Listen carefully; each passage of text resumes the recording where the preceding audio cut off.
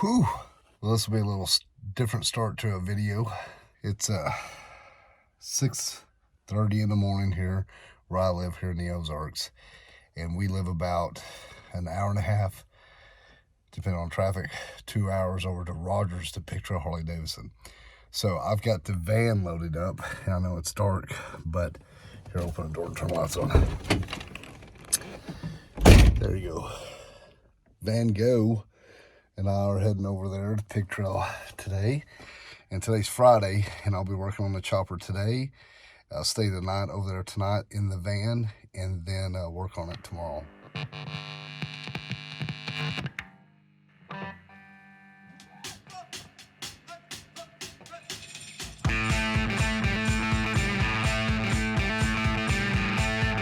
Okay guys, in this video, you're gonna see us start tearing down Maxwell House. In the last video, you've seen us kind of troubleshooting, seeing what we thought the sound was. Today's the day where we're gonna see what that sound is.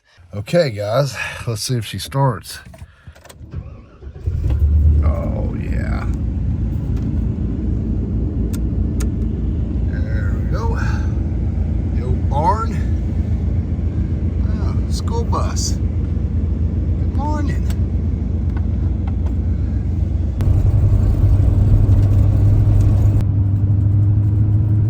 So I suppose they think it's going to get bad out because that's a salt truck up front. Well, I made it between Bearable and Green Forest.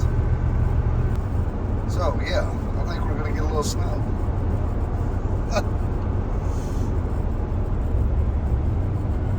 First Friday of the year, and it's going to be a snowy one.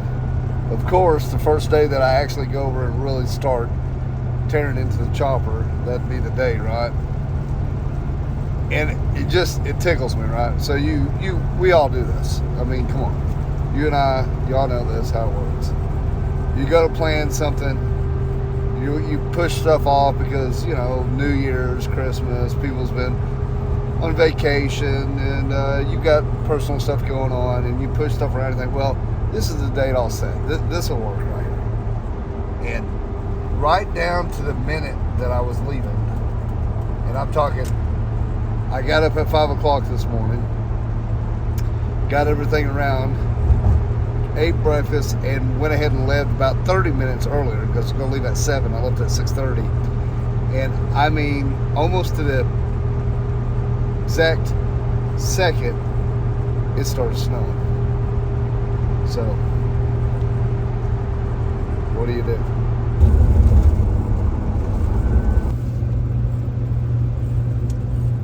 Well, we're making it way through the hills here. So we've just got through Eureka. So we're in between Eureka and Rogers. But I'm running about 40 miles an hour. So it's gonna be a slow commute over to Pig Trail this morning. Absolutely gorgeous here in the Ozarks when it snows, as you can see. And these roads are great to ride on a motorcycle. Maybe not ride at this second, of course. But you can see it sure is pretty when the snow's falling.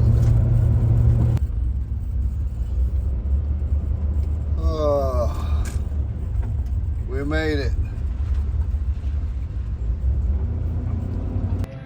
Got old Van Gogh plugged in over here at Pig Trail Harley-Davidson, so I can have my heat and ready to be comfortable for tonight.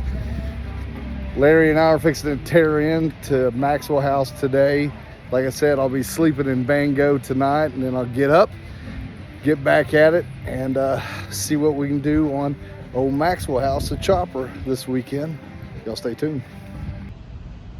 This is something that you won't see very often, and that is the chopper being clean. So I brought it over here the other day, guys, and you heard Larry giving me shit about how dirty it was. They've definitely got it all cleaned up. Squeaky clean. Eat off of it clean. Man.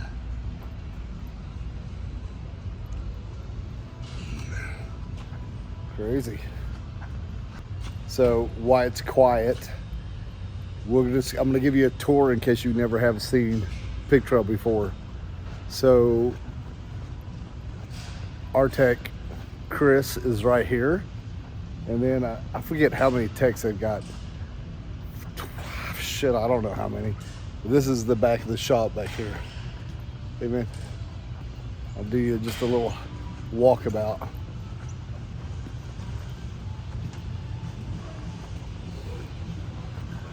They all like when I come here and bother them. That's Larry's box, and this is where we'll put Maxwell House and start tearing it down, I believe. Like I said, this will be the first morning that we're starting to get into it. The first Friday of the year. It's like January 5th today, I believe. So here we go. Start of a new year, and we're gonna start it off with working on the Maxwell House. Let's get after it.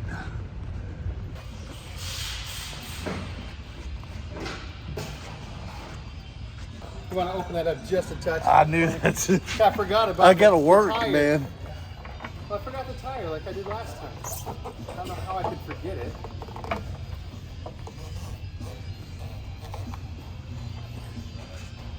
Okay, well, it goes back onto the lift. Here we go. Larry just put it on his lift in front of his fancy toolbox here at Pig Trail Harley-Davidson, and we're fixing to start getting into what am I trying to say? We're gonna start getting into this to see if we're right. So Scott thought it was lifters. Larry's thinking it's got something to do with the oil pump a little bit as well, because there's no flow of oil, what he's thinking, because that rear head's not getting hardly warm at all. So here we go.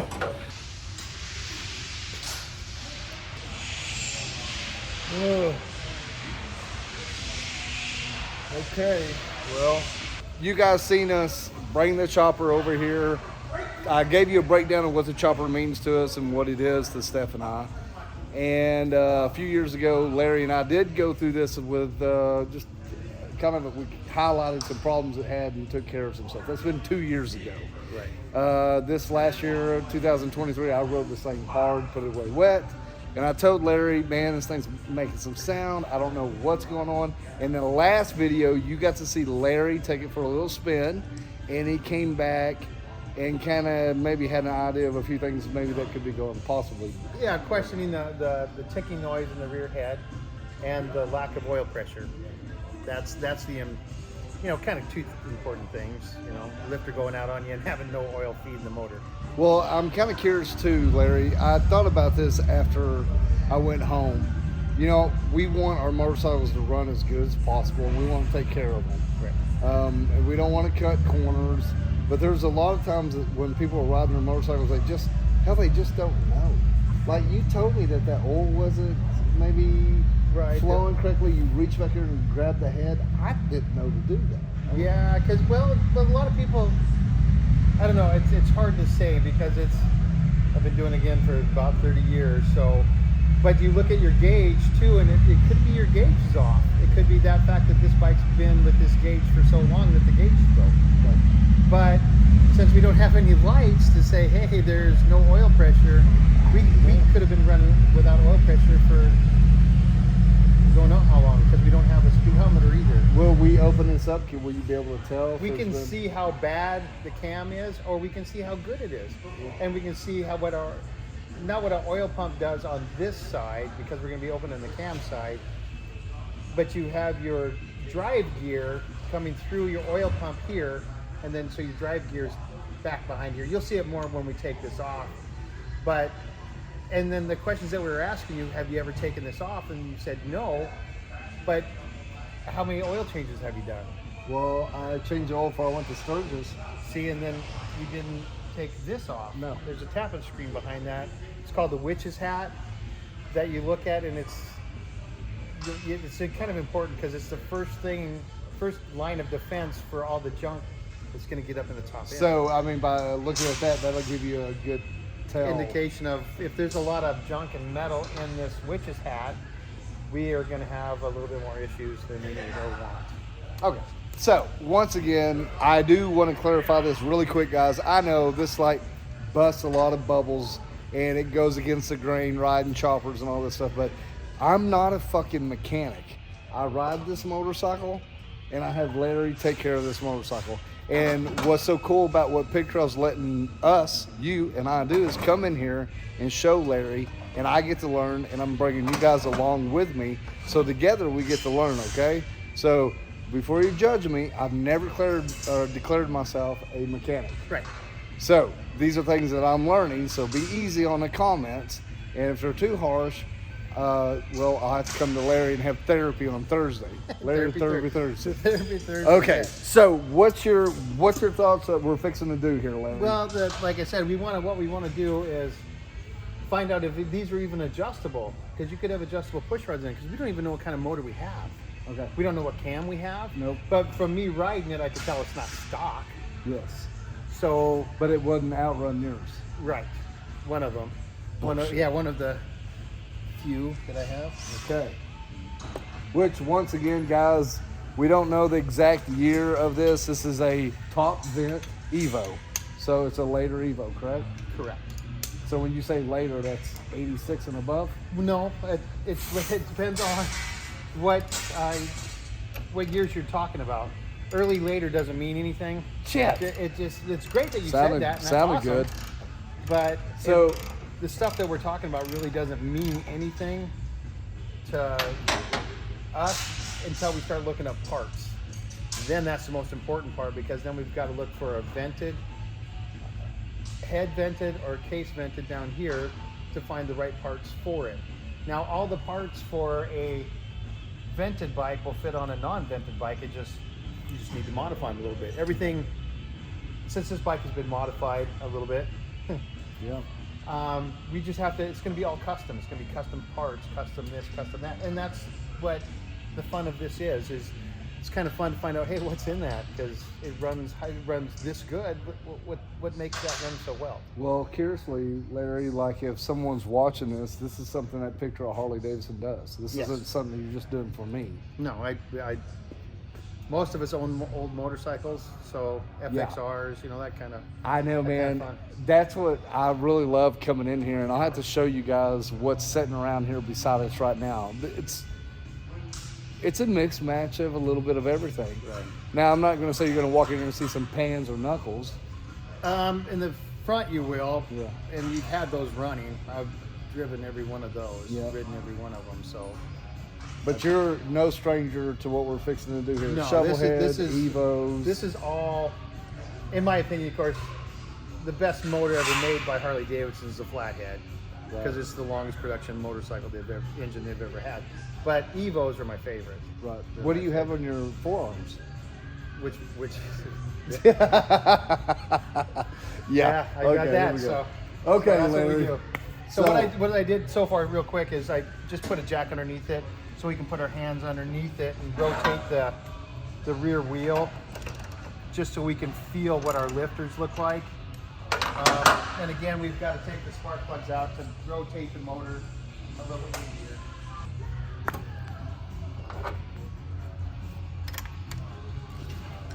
Those weren't tight. So that's another thing about the Evos and a rigid frame.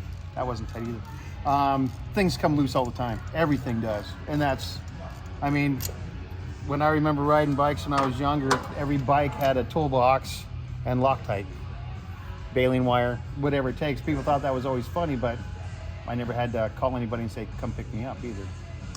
So what you're saying right then, that and see, if you look at you've been running looks like some bad gas,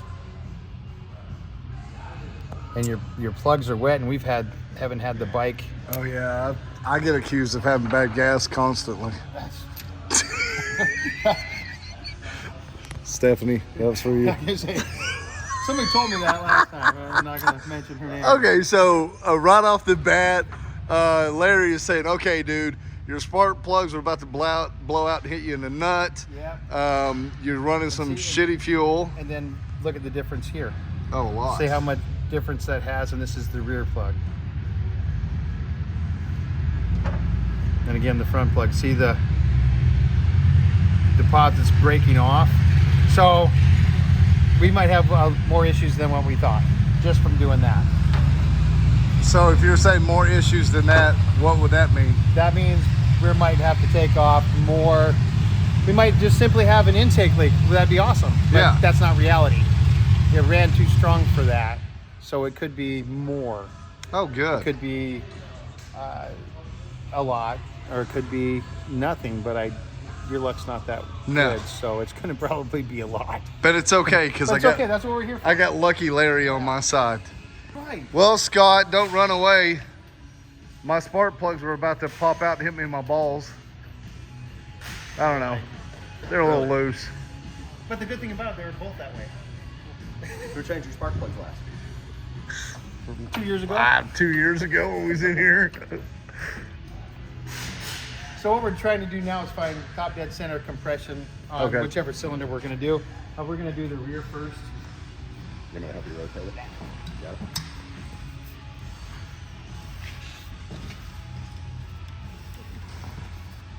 There we go. Once you hear the air start coming out, that's a thing. Fancy dancy snap-on tool. Oh, how much that set you back? The zip tie is a lot of money.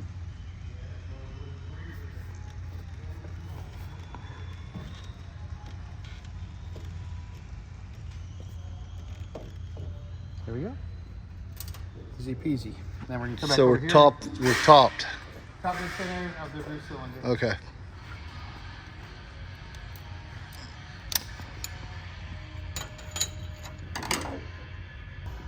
Okay, so it does have adjustable push rods in it. You can tell by here.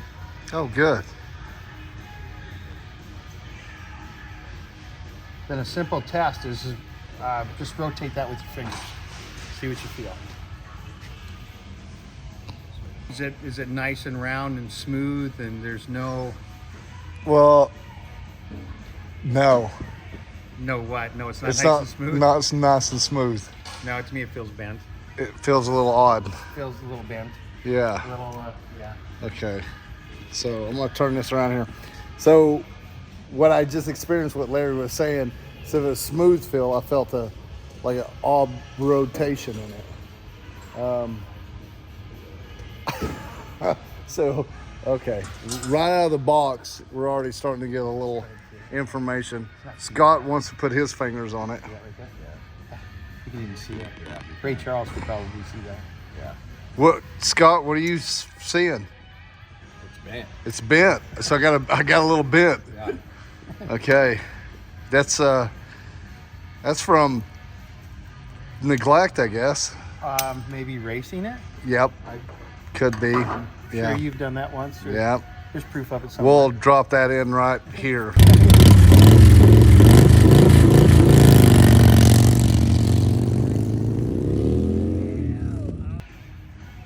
Yeah, well, I honestly think I've felt this thing lose power.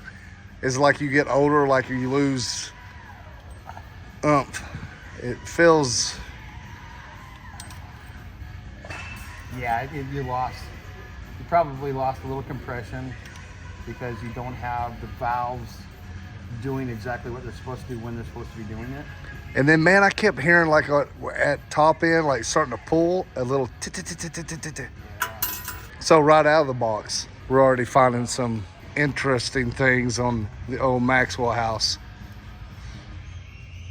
Nothing wrong. Perfect. Yeah, so that one's bent. So come over here and feel the Okay. difference so you know what a good one's supposed to feel like. All right. All right. So this is the back one I hadn't felt That's yet. your intake. That's my intake. Okay. You see how nice and round that feels? Yes. Not wobbly at all. Okay. Oh, yeah. And it's got a nice drag to it. Yeah, It's it's- not a grindy. Okay, well, I'll be honest with you. First off, I'm not doing this like you guys. Now I understand that. I feel that. But I would have had no clue. Well, yeah, because you don't do this for a living, you know. This is what we do. So now what we're gonna do is I'm gonna rotate it, and if you want to watch how these Yeah. work. And if you're lucky enough, maybe we can actually see it, and we don't have to feel it so much, right? Yep.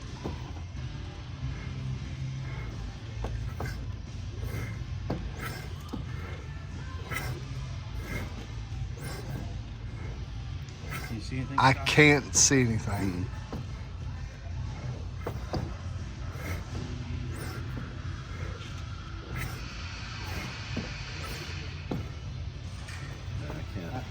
We'll look at the front ones anyway, since we're already here.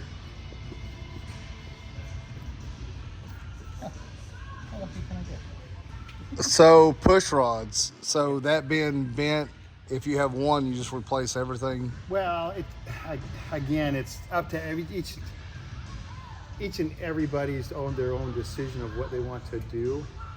Me personally, on my bike, I work at a Harley-Davidson dealership. I'm gonna replace all 4 of them. Why put? But then also, what does the top of your lifter look like? Is it also really thick on this end from where it was hitting, and then really light on this end from when the valve is going and moving? So it's actually the push rod, not the valve. We're going to have to get deeper into it, but as we can see now. Again, you have those customers that only replaced one. Oh, yeah. So I have 3 sitting in the toolbox. And why? Well, because that's what they wanted. So that's what a customer wants. That's what you do for them. Personally, is it's your bike. How do you feel with it? I mean, will it run forever with the new push rod? Yeah. But would it run better with 4? Don't know, because the customer didn't want to try that. I feel like I would. Didn't want to. I feel like I want everything we can do improved on this. That's what we're going to do. Because I don't know, you know. Do you want to try to take one of these off so you can do it? Yeah, I do. Okay. Here we go. I'll just do this, Larry. Oh, okay.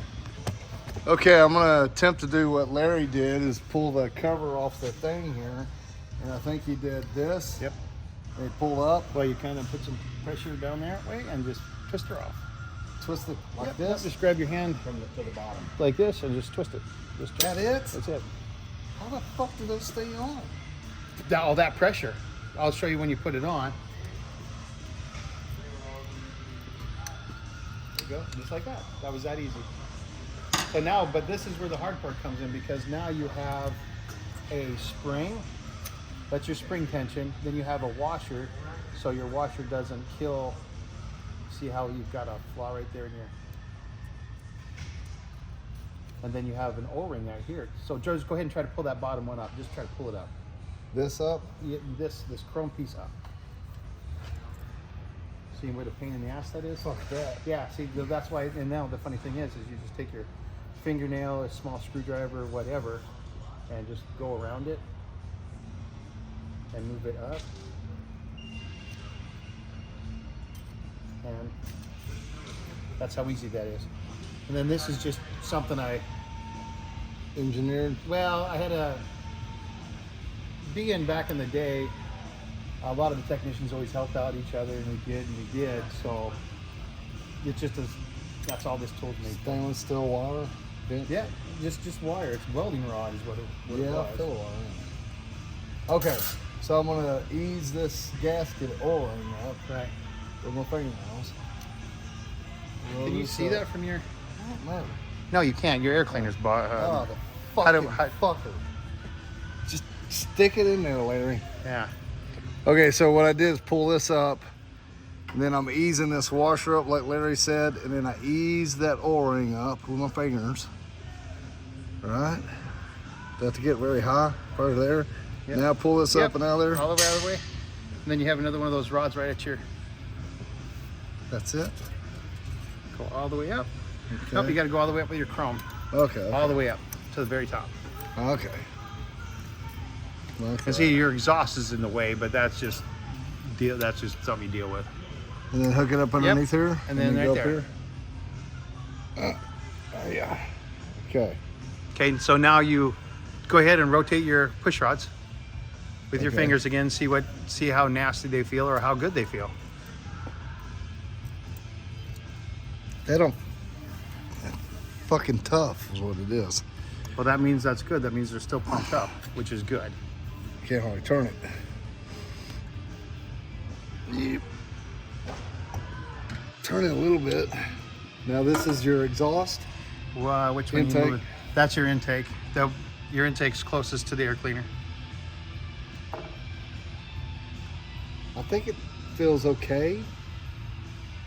I don't know.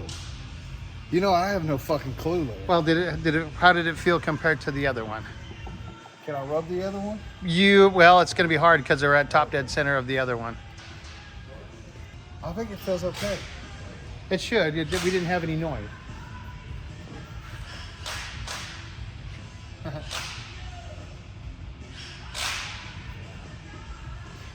Come watch that one.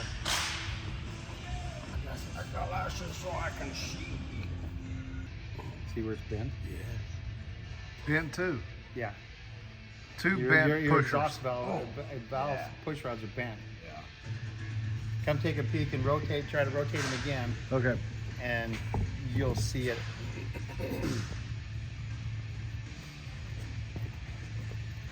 See, now when you try to watch it, keep your eye on a steady spot, and then watch it. See it? Right there. It's going low. And then it gets really, really hard to turn. Fuck. Yeah. That's shit. Yeah. But now move your other one. Move Alright. your intake. See how easy that's easy to move and nice and Yeah, I didn't. yeah. This one, yeah, it's like it's cammed. Right. Okay. So now we're going to get a couple of wrenches and I'll have you break them loose and we'll just take them out. Cool. Yeah. Okay. So I think this one. Well, let's make sure it's the right one. Try it out. Well, yeah, just put your hand in there and just. Hey, I was right. So these. There's no way you can do that twice. Okay, so what you have to put one on that one? Yeah, and up here. On the top. Yeah. Yep. So what size is that one? That whatever. So that's half. So. Okay, so go up one. Nope, you got to go up one more side. Yep, you got to go right there. There you go. So you need 2 halves. 2 halves. And that would be about. 2 halves. Make a hole. Oh, here we go. Let's see. Nailed that mother. Okay. Yep. Now this hand has to go to that hand. Yes. And then what you do is you're gonna just bring it all the way down. Okay. And see if you can bring this one down to those threads. It might not let us. And that's fine. Okay, see right here, you see where you see you have a flat spot right here? Yeah. Okay, so now you gotta grab another one. Yeah, that's That's too a flat big. spot. Yeah, that's too big, okay. Yeah. How much smaller do you wanna go? I'm used to hearing that. Oh yeah, that looks about right. That's not even. That could be it. That's it. All right. So I'm gonna bring that top down to it later. Yep, bring the top down. Hold on. If it will thread all the way down. And what is that? Is that let me get this out? Yeah, well in theory. Okay. Because we don't know if it had head work done. If it had head work done,